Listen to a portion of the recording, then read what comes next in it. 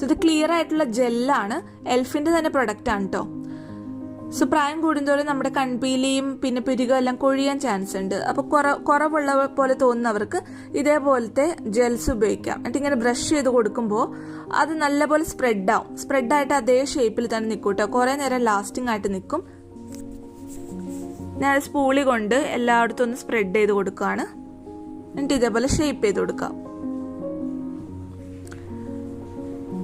ഇനി കണ്ണിന്റെ മേളിൽ ജസ്റ്റ് ചെറുതായിട്ട് കൺമഷി കൊണ്ട് തന്നെ ലൈൻ ചെയ്ത് സ്മഡ്ജ് ചെയ്ത് കൊടുക്കുന്നുണ്ട്.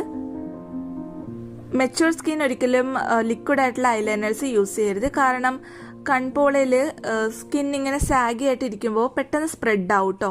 അപ്പോൾ ജസ്റ്റ് ഇങ്ങനെ സ്മഡ്ജ് ചെയ്ത് കൊടുക്കുന്ന ലുക്സ് ചെയ്യുക. കണ്ണിന്റെ അകത്തും കൺമഷി എഴുതി കൊടുക്കുക. അതിനുശേഷം താഴെ ഹൈലൈറ്റിംഗ് ചെയ്യാണ്. ലൈറ്റർ ഷെയ്ഡ് ആയിട്ടുള്ളൊരു കൺസീലർ വെച്ചിട്ട് ഞാൻ ഇതേപോലെ